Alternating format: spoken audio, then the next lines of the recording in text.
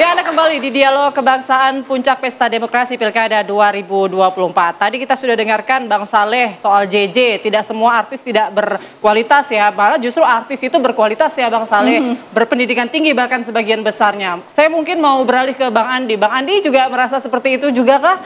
Apakah ada mungkin artis-artis yang Anda usung juga dari Partai Demokrat? Jadi profesi politisi pada dasarnya adalah profesi terbuka untuk semua profesi lain. Kita butuh dokter jadi politisi, kita butuh insinyur jadi politisi, kita butuh seniman jadi politisi, kita butuh macam-macam. Kalau ada astronot di Indonesia kita butuh astronot. Oke. Ya toh? Nah, karena politisi ini kemudian bergelut dengan pembuatan kebijakan. Apakah di tingkat daerah maupun di tingkat nasional. Dan pembuatan kebijakan ini menyangkut semua hajat hidup orang banyak. Jadi kalau kita butuh, maka kami di Partai Demokrat misalnya memang berusaha untuk mencari macam-macam profesi yang kita ajak, ayo bergabung ke dalam Partai Demokrat, menjadi politisi, bergelut dengan public policy yang terbaik bagi negeri ini. Nah karena itu sebagai seniman, artis juga wajar kalau masuk dalam politik. Kami juga Partai Demokrat walaupun tidak sebanyak PAN barangkali, tapi ada juga macam Dede Yusuf sekarang di DPR RI dan pernah menjadi wakil gubernur Jawa Barat.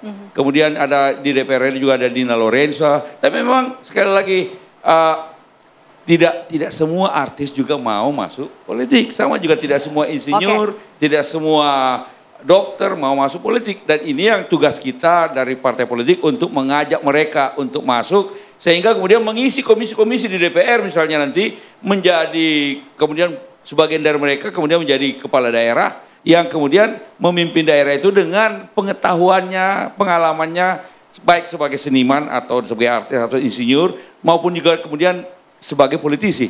Nah, kita harapkan bahwa jika berbagai macam profesi ini kemudian bergabung dengan partai politik mana aja, kita harapkan bahwa proses rekrutmen kepemimpinan dilakukan partai politik itu kemudian bisa menjadi lebih terbuka lebar bagi semua anak-anak bangsa apapun profesinya. Ya, apapun profesinya. Saya mau ke Bang Sarmuji, silakan Golkar. Ya, saya setuju saja bahwa artis itu bukan berarti nggak berkualitas, karena saya menemukan banyak artis berkualitas. Di tempat kami ada Mbak Nurul Arifin, ada Bang Tanto Yahya waktu itu.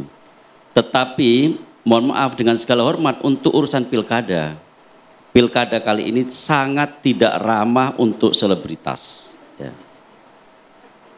Mbak Nurul Arifin juga pernah mencalonkan menjadi calon bupati juga. Dan sekarang ada Krisdayanti mencalonkan menjadi Kota Batu. Oke, baik. Tidak ada satu orang pun di Kota Batu yang tidak mengenal Krisdayanti. Tetapi hari ini Krisdayanti jauh tertinggal. Kenapa? Tadi ada hubungannya dengan apa yang saya sampaikan tadi.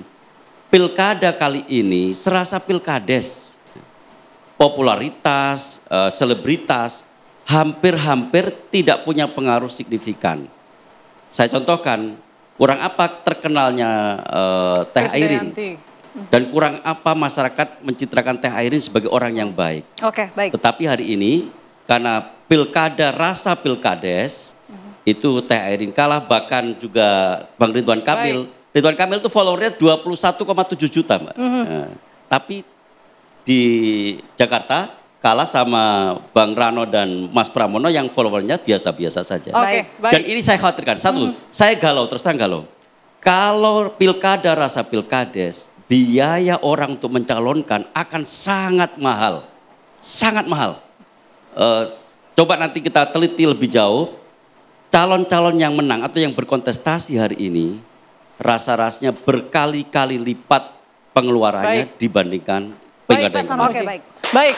Pilkada, rasa pilkades, tidak ramah sebenarnya untuk selebritis. Tapi kayak beda dengan Bang Ciko ya, Rano Karno. Gini, kalau saya ingin membahasnya dari awal dulu.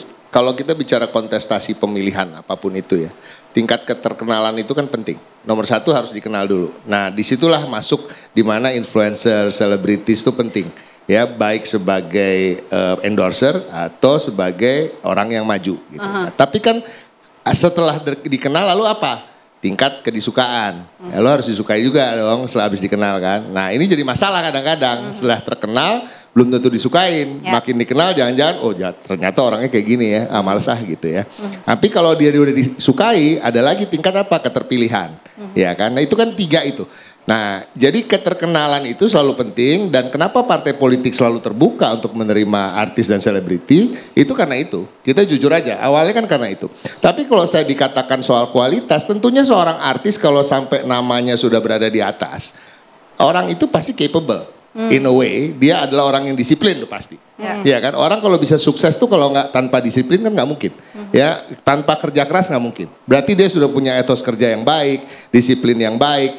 Nah, kalau ilmu ya mungkin banyak kan sekarang juga kita lihat semuanya punya titel sarjana dan dari universitas-universitas yang ternama bahkan. Ya kan, bahkan lebih bagus dari Universitas Wapres misalnya. Ya kan. Ya, jadi intinya jadi kita nggak bisa menganggap enteng teman-teman dari selebriti ini, ya kan? Artinya itu tadi etos kerjanya udah pasti jelas, disiplinnya jelas, ya kan? Kerja keras dan lain-lain, dan bahkan sekolahnya jelas. Kayak kami, kita punya ketua tim ses Calontong, ya kan? Lulusan universitas ternama gitu. Kok ketawanya kamu panjang banget sih ngomong wapresnya dari tadi masih ketawa sampai sekarang. Jadi Bang. Intinya tingkat keterkenalan. Nah, kalau dari tadi contoh tadi yang disampaikan oleh Bang saya Bang Sarmuji ya tadi ya itu betul. Nah, Ridwan Kamil ini mungkin tidak cocok karakter pemilih Jakarta dengan seorang sosok Ridwan Kamil. Jadi sehingga semakin dia dikenal, bahkan suaranya semakin turun. Saya tidak mengatakan buruk ya, mungkin cocok di Jawa Barat, tapi untuk Jakarta mungkin nggak cocok. Nah ini salah satu contoh bahwa di awal keterkenalan itu penting, tapi dalam perjalanannya disukainya juga penting. Oke, sudah tidak ada waktu, mohon maaf Bang, karena kami harus jeda. Usai jeda masih kita berikan kesempatan 1 menit untuk closing statement. Padahal Mbak Sarah udah melototin Bang Ciko tadi ya. Baik, kami jeda terlebih dahulu pemirsa. Usai jeda kami masih akan kembali. Tetaplah bersama kami.